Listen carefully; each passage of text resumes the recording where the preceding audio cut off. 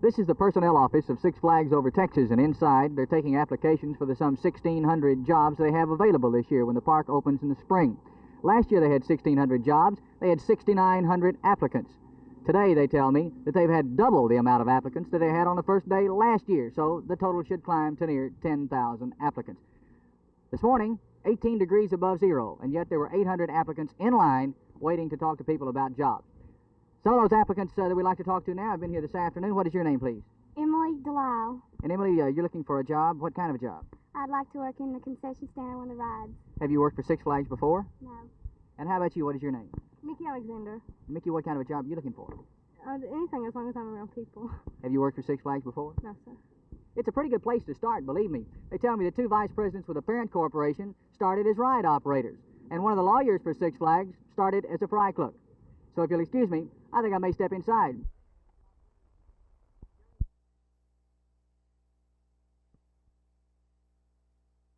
We anticipate a tremendous increase in our sales ability with the opening of the new Dallas-Fort Worth Regional Airport. It's going to give us an airport, and it won't be necessary to land in Dallas any longer to get to Fort Worth. Has this presented a problem in the past in some convention bids?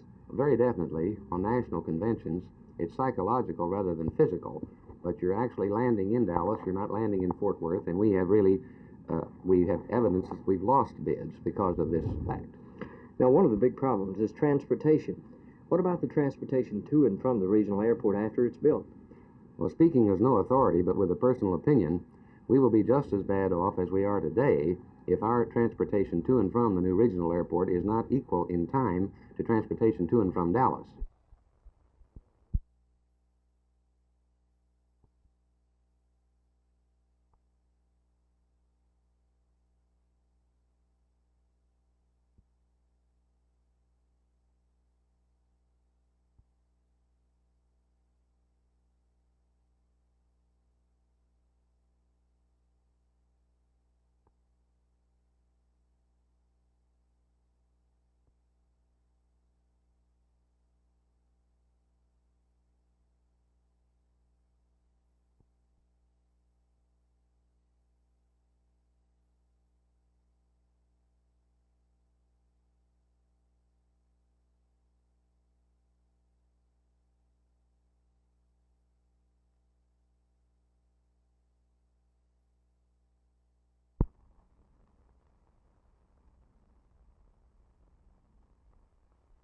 Answers. For example, that one I can quote, one of the commissioners said that the governor said that he didn't want the commission to adopt the NEA TSTA Code of Ethics.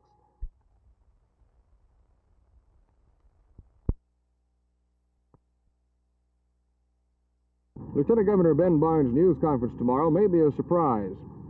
He said several weeks ago that he would announce in January what political race he would run for in 1972. But there have been some strong indications that some of his backers and supporters have advised him very strongly not to announce this early for any political office.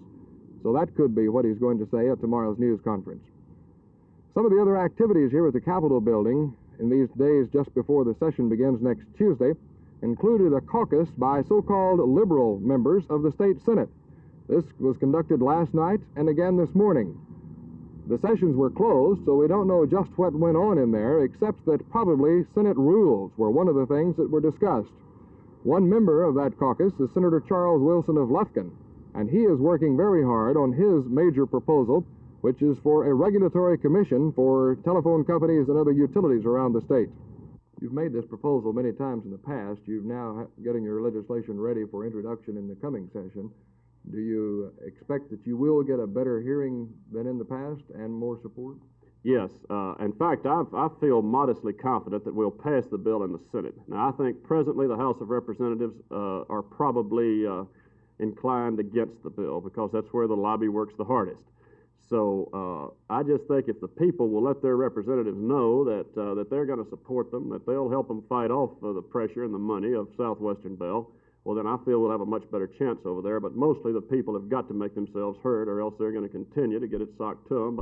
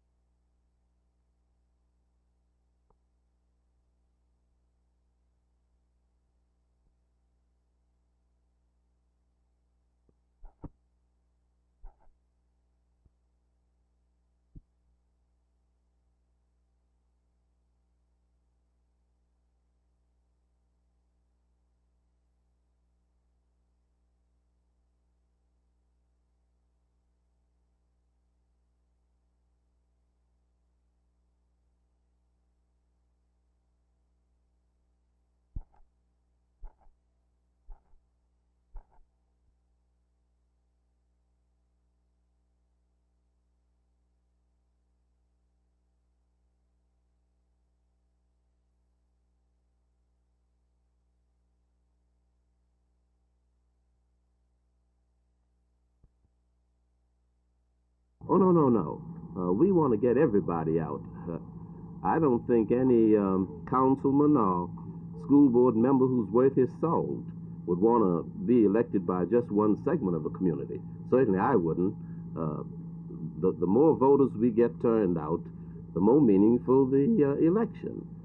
It's a sorry and empty victory indeed when just a pitiable small percentage of the community elects a group. They can't feel that they've got a mandate from the people. And the result is they probably are aware that they're open to more criticism because more people didn't vote for them who were qualified to vote than who did.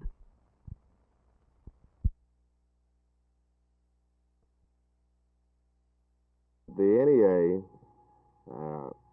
has announced a position recently about the teaching profession that says that teachers should control the teaching profession.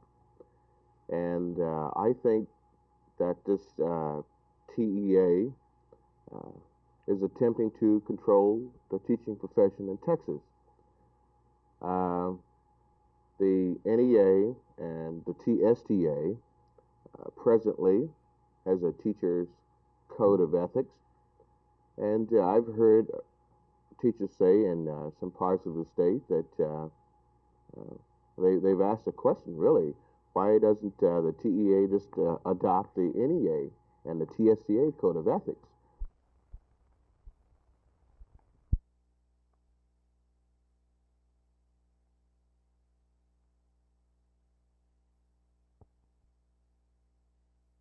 Sometime between 6 o'clock last night and 7 o'clock this morning, we had a 40-foot trailer stolen along with the tractor and along with 4,961 garments.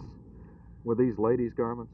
Yes, there were ladies' garments, gowns, sportswear, ready to wear, the whole works. Was the truck full of these garments? No, it was a little bit less than 1/3 full.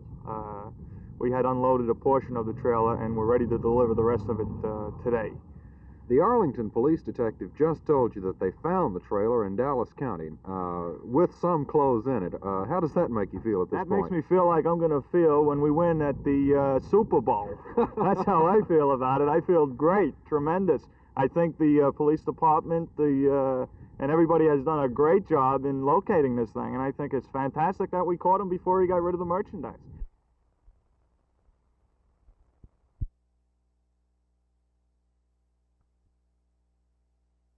The Dallas-Fort Worth Regional Airport Board has approved 3 contracts in excess of $1 million apiece. The first one was for $5,966,804.51, and it went to Mid-County Asphalt for construction of Phase 1 of the access highways leading into and out of the regional airport. The second major contract was for $2,087,375, and it went to Texas Industries of Dallas. It was for the procurement of precast concrete for Terminal Building 4E. And the third major contract, which was awarded at this afternoon's meeting, was for $1,408,645.35. It went to Cadenhead Construction Company of Fort Worth for construction of the airport administration building.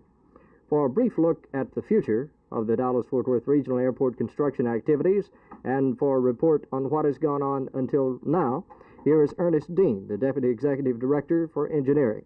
The first contract, as you recall, that we awarded back in 1968 is about 96.5% complete, and that is the largest single contract, being $21.5 million. The other significant progress that is being made is in the area of the terminal complex, where we have now completed the foundations for Braniff's, Texas International, and Ozark terminal buildings, and are active in Delta's area. I guess we'll have to give some credit to Dale Milford because weather has not really been a factor so far in construction activities out at the regional airport. Everything looks rosy for 1971. Art Sinclair, Channel 8 News on the Move at the Dallas-Fort Worth Regional Airport building.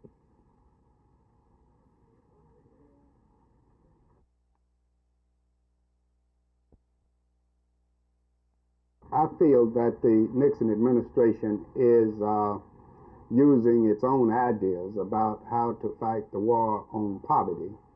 Certainly in my mind, there's some question as to their sincerity. There's some question as to the efficacy of the programs which they are now introducing. In the case of our Fort Worth program, we've had two separate poverty programs for a while.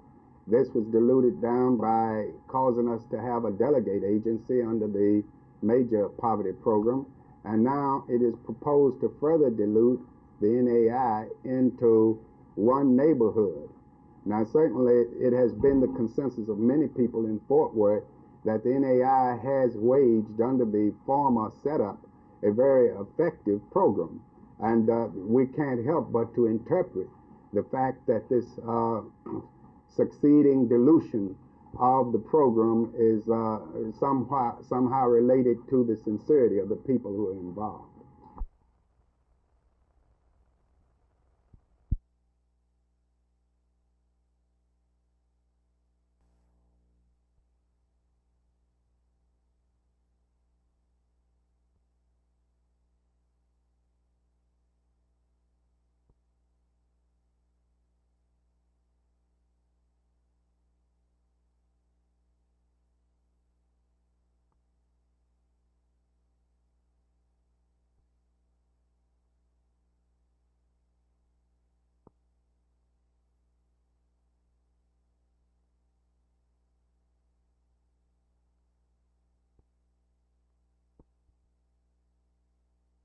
Well, it certainly looks brighter now than it did a year ago. And this is due primarily to declining interest rates, which are beginning to have an effect on the mortgage market. Money is more available, and it's cheaper than it was a year ago. And both the availability and cost have a very great impact on home building. So that that plus a number of federal programs designed to stimulate housing programs, housing construction, residential construction of all types, makes for a very much brighter outlook this year than was true a year ago.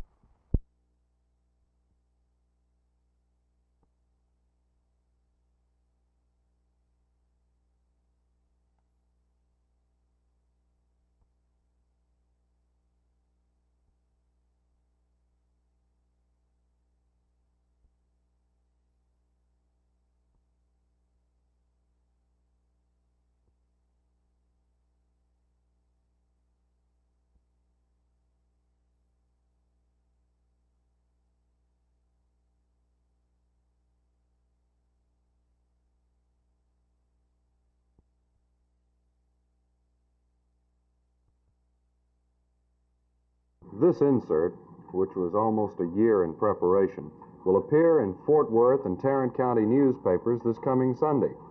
It indicates various areas of the city, maps for those areas, and fallout shelters in those areas. I talked to Fort Worth Tarrant County Civil Defense Coordinator Robert Lord and asked him how Fort Worth stands. How many people can we save? We have located and identified shelter for about 83% of the population of Tarrant County. Unfortunately, the 17% represents considerably over 100,000 people. This is what worries us. There are areas in Tarrant County that are deficient, that do not have shelter. This worries us, but we feel it is our responsibility to explain to the public of Tarrant County that there is a lot of shelter, but not nearly enough. Well, you say you've got shelter for 83%. Now, is that a theoretical figure? No, that's a surveyed figure by professional engineers. This means that buildings are in the county that would provide adequate shelter from gamma radiation for 83% of the population. All is not yet perfect. Some of the shelters are not in convenient areas of the city, and some of them are not equipped with food, drinking water, and other supplies for survival. But it is a start, and it is an ongoing program. Mr. Lord advises that families who receive this shelter plan cut it out and save it, along with other important papers. Saving this could save your life. Jay Lewis, Channel 8 News on the Move, Fort Worth.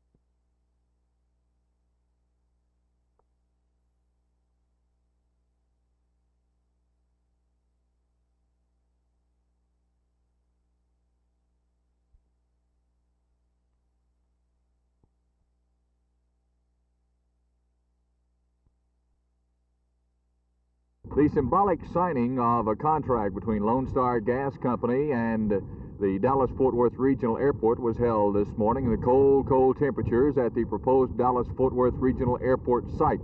Signing for Lone Star Gas Company was Mr. George Peck, Vice President of the corporation. Signing for the Dallas-Fort Worth Regional Airport was the Director, Thomas Sullivan. It is with great pleasure that I sign his 5-year contract to serve gas to the great regional airport. Well, that's very great. On behalf of the airport board, I want to say that we're happy to have you on board. Another one of the providers of facilities and utilities for this great facility. Thank you very much. Thank you. By the terms of the regional airport's contract, gas delivery is expected to begin in June of 1973. Prior to delivery, Lone Star will install approximately 10 miles of gas distribution pipeline needed to serve this new facility. According to Mr. Peck, Lone Star will provide the regional airport with natural gas for cooling, heating, and domestic hot water applications. It's estimated that the airport will require approximately 2.17 billion cubic feet of gas per year.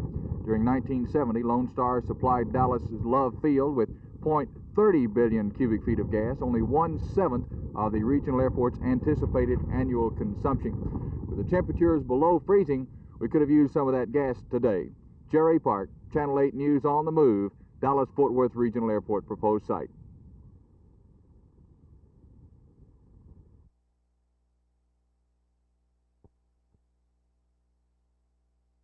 Early in December, we received bids on 5 schools to be air-conditioned. One of them was within budget and 4 were over budget. Since that time, the building committee and the administration has been meeting with various segments, engineers, contractors, as well as with the Citizens Advisory Committee, which recommended this program to the Board of Education.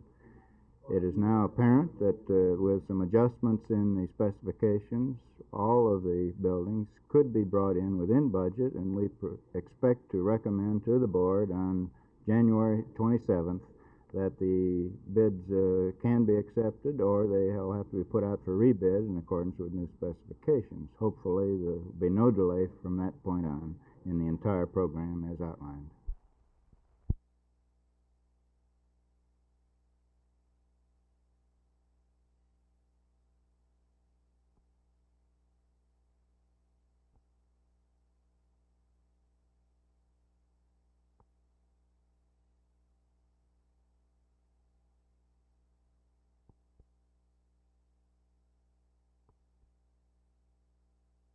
January 15th, 1971, they've agreed to terminate all business.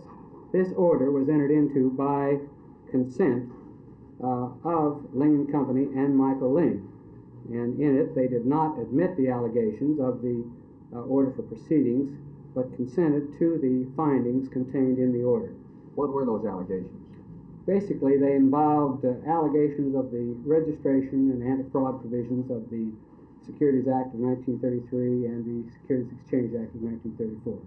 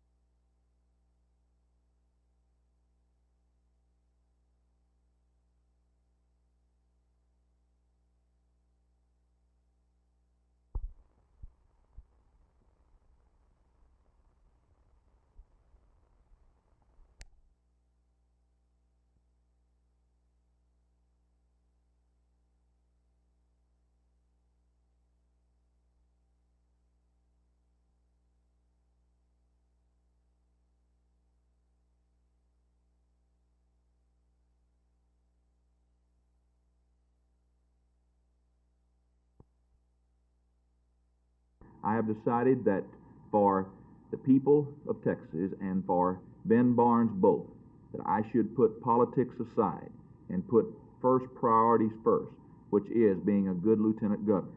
So I am going to delay any political announcement about 1972 until the session work of the 62nd legislature has been completed.